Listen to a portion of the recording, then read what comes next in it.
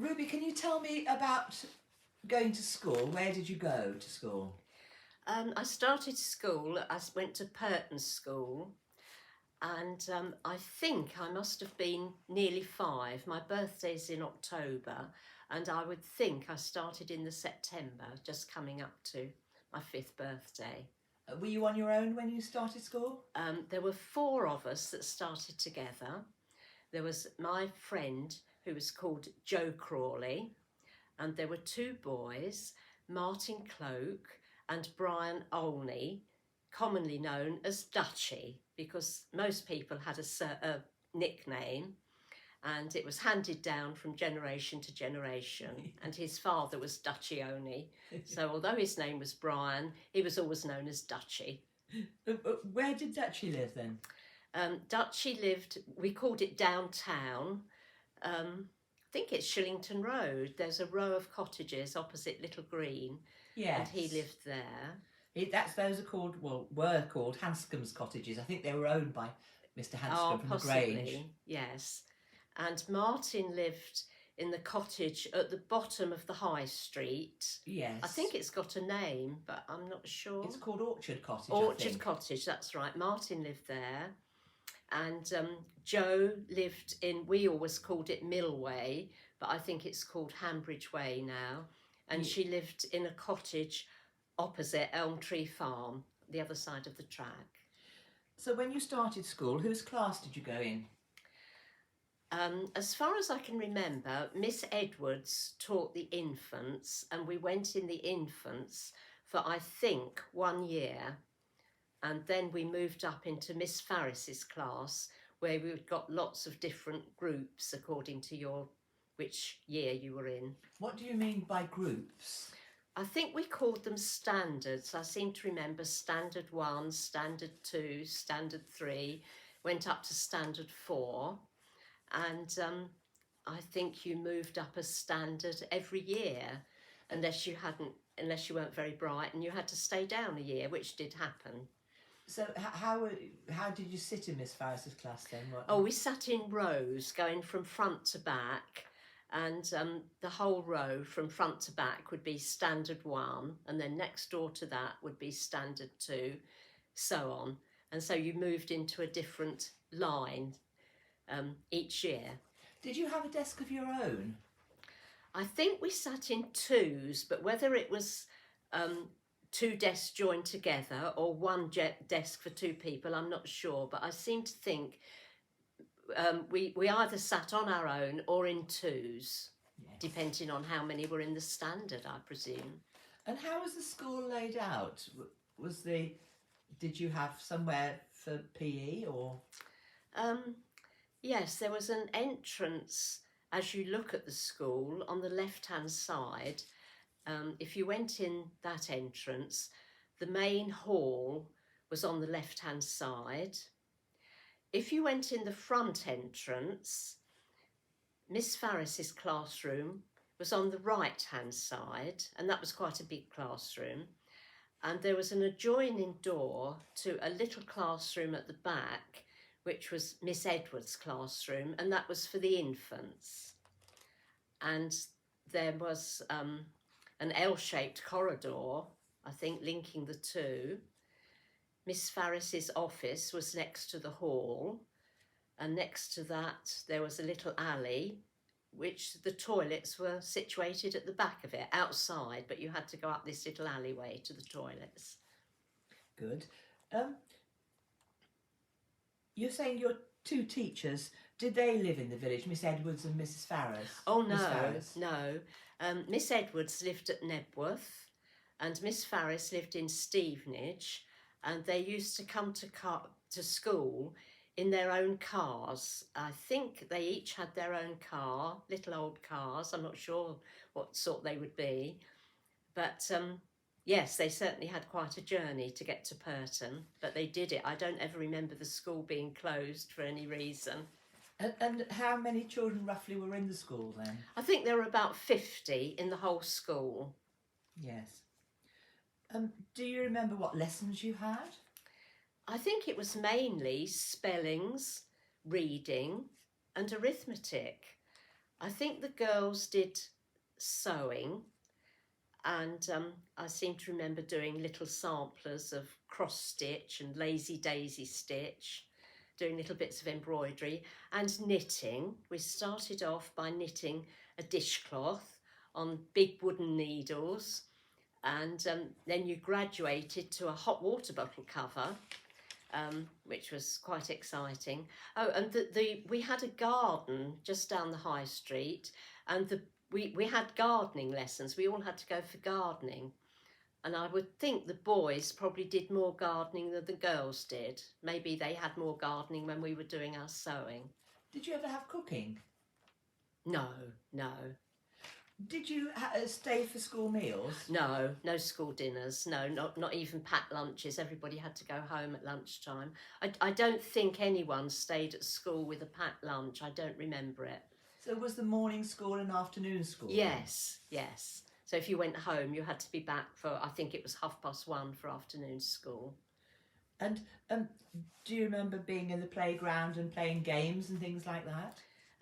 Yes, we had lots of playtimes, running about games with balls, skipping ropes, lots of ball games, chasing. If you were doing chasing, how did you work out who was on? We did a thing called dip, where you either put your hands out and someone would dip, they'd go along with their hands until you were out or in, or you bounced a ball saying, "Inky Pinky Ponky, Daddy bought a donkey, donkey died, Daddy cried, Inky Pinky Ponky." And whoever was out or the ball landed on, they were it, whatever it was. What other sort of games did you play?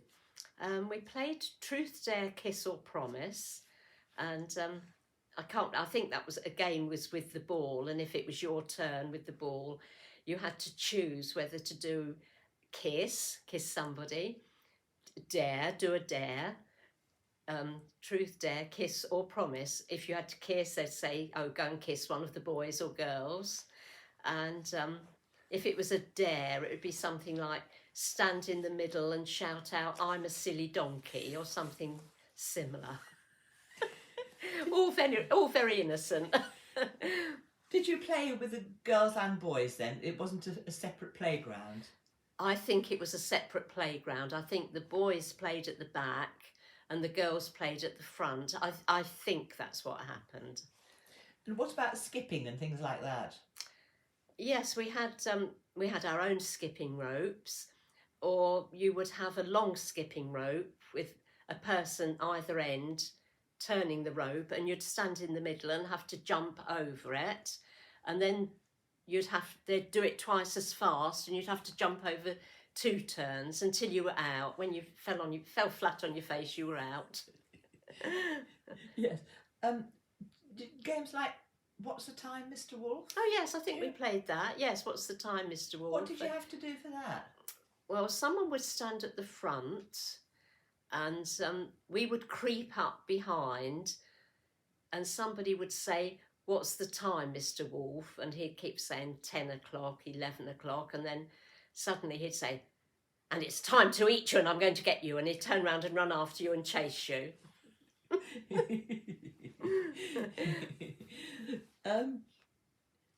Do you remember, you said about the hall, what did you do in the hall then? You know, if you didn't have meals, what was the hall used for?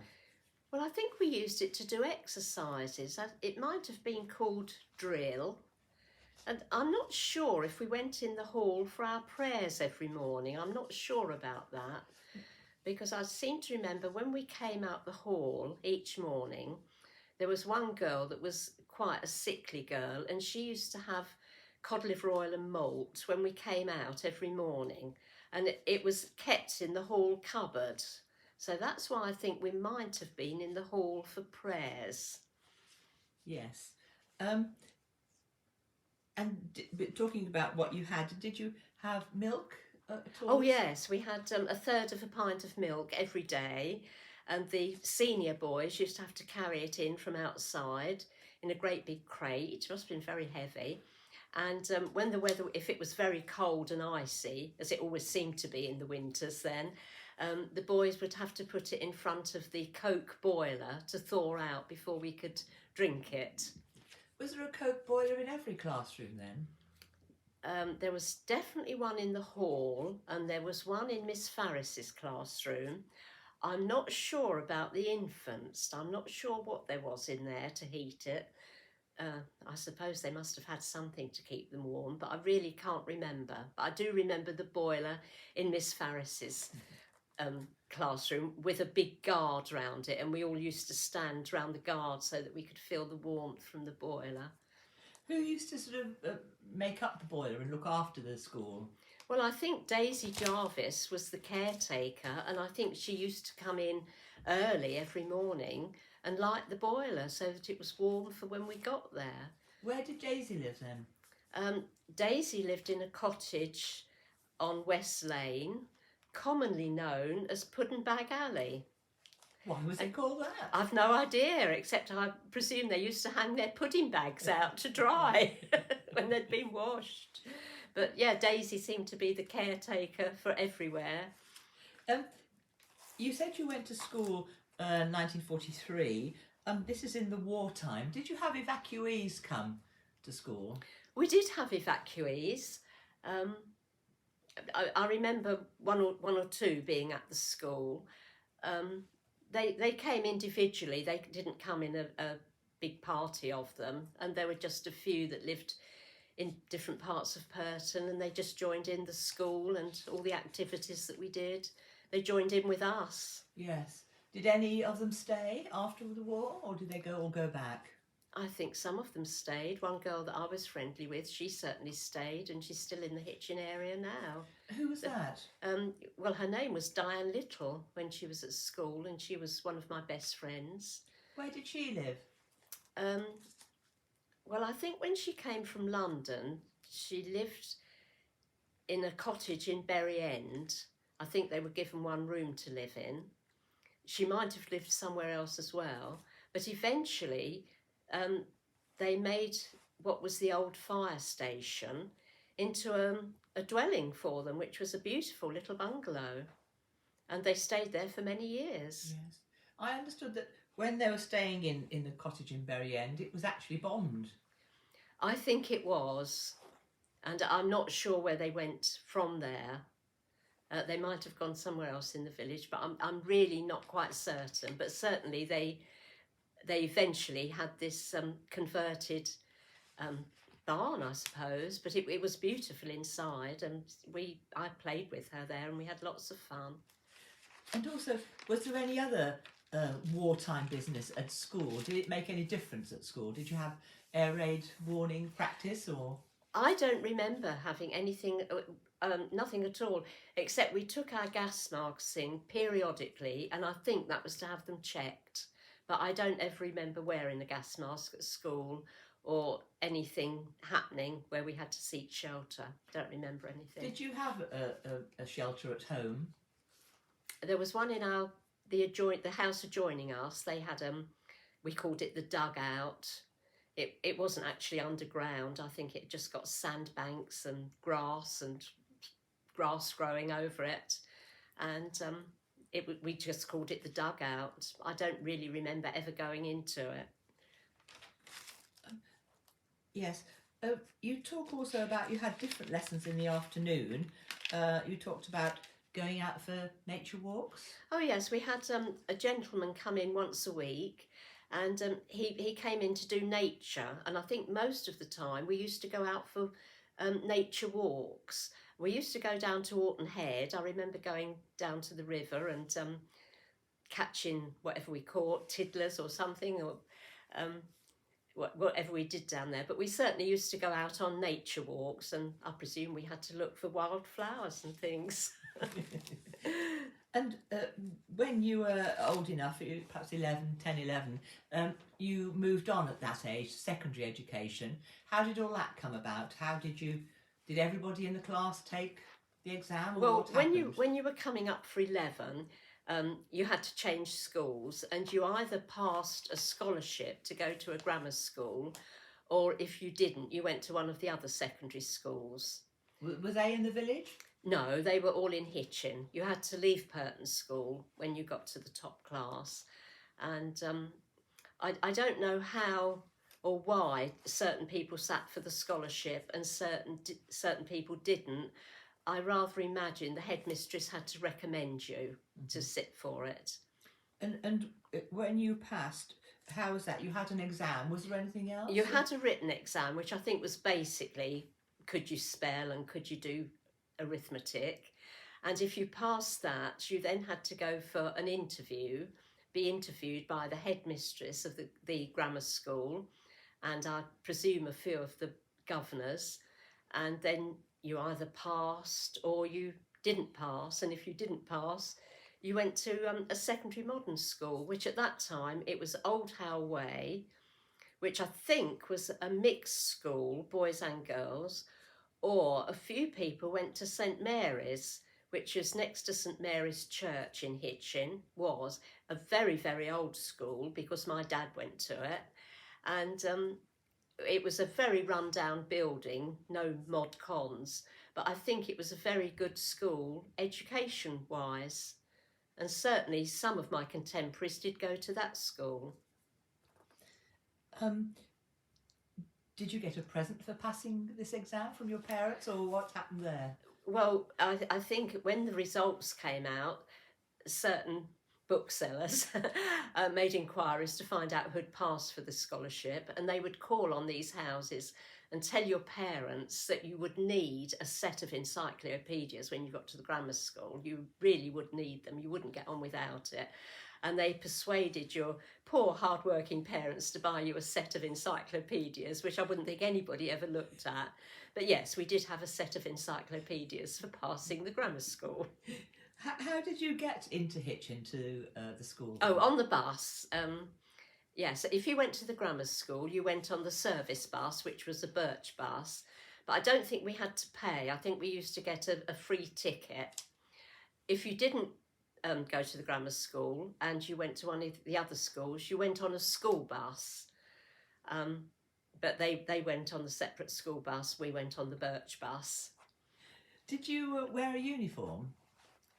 At Pirton School? No, at the girls' school. Oh yes, at the girls' grammar school. Yes, it was a navy gym slip, a white blouse, a navy pullover, which I think the grammar school emblem was embroidered on it, and a navy blazer and a navy coat you had to have, raincoat, and a beret. And you wore your beret? You had to wear your beret. They were very strict at the grammar school. You were not allowed to take your beret off until you got home from school. So you had to go home, take your beret off, and then you could go out and do what you wanted to do. But you were not allowed to take it off on the bus. And if somebody saw you in the town without your beret on, you would be reported, and my goodness, you would be in dead trouble.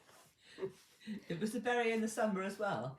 No, we had Panama hats in the summer, but they weren't compulsory, except on Founder's Day, when the boys' grammar school and the girls' grammar school all went to a service in St Mary's Church. And it was a very special day, and we all had to wear our Panama hats. And we all had to parade down Windmill Hill through the market square into the church. It was all very exciting. People used to come out and watch the grammar school's parade into Founder's Day service. Was that like a crocodile? Did you walk in Yes, twos? absolutely, yeah, yes. At home, though, did you get pocket money and things like that? How was No, I didn't get pocket money. I don't know if other people did, but no, certainly if you wanted any money, you had to work for it from a very early age. What sort of things did you do? Well, as soon as you could hold a bucket and a stool, I think you went pea picking. And I'm sure we were very young when we started pea picking, but we used to be collected on the trailer with a tractor and taken off to the pea field, and we just went, and you picked your bag of peas and you got your 2 shillings or whatever it was, and then in the afternoon you could go to the pictures or something and spend your money. If you went to the pictures, where would you go? Oh, into Hitchin. Yeah. Was there a cinema? There were 2 cinemas in Hitchin. There was the Hermitage in Hermitage Road and the Regal Cinema opposite the Bancroft Rec. Yeah.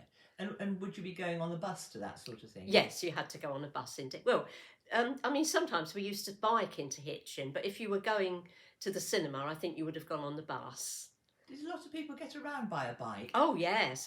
But you know, this was your activity during holiday times. You'd always be out on your bike. Even if you were just going up to the high street, you'd go on your bike, and we used to just stand with our bikes around outside the Fox or outside Docklands, wherever we used to gather. You just gathered with your bike. When you were younger, did you play in the fields and the berry and Toot Hill and Oh things like yes, that? oh yes, we were always out in the fields. Yes, Or making camps? Or? making camps in hedges and in hollow. We great ones for climbing trees. We were always climbing trees, and we used to make camps up in the top of the trees. And yeah, always climbing trees and always out. Yes, yeah. Your parents sort of didn't want you around. You'd perhaps take a bottle of water and a tomato sandwich and not be seen until tea time. Did both of your parents work then? They did, yes. All right. So in the school holidays. My nan, she lived with us and she looked after me. Yes, yeah. You were saying earlier with the wartime experience how people went around houses to see if you could take in evacuees or other people that have been evacuated. Did you have any of that in Terry Villa? We did actually, much to my mother's horror. Although we were pretty full up at home because there was my mum and dad, me, Auntie Daisy, my nan, so the bedrooms were all pretty full up. But the people that came round discovered that we got a front room which wasn't used because everybody had a front room. And they decided that we could have a married couple living in our front room. Mum was absolutely horrified because nobody dared go in the front room. And we ended up having a Jewish couple. His name was Solomon and his wife was called Annie, but he always called her Annie dear. So Mum, we always referred to her as Annie dear. And they came and lived in our front room. But I think it was only for a short time because I don't remember them being there for long, but certainly for a short time. Whether they weren't comfortable there, whether Mum didn't make them very welcome, I don't know. But then they went anyway, and we didn't have any more evacuees. Yes. We didn't, other people did in Royal Oak Lane. Yes. Okay, thank you very much.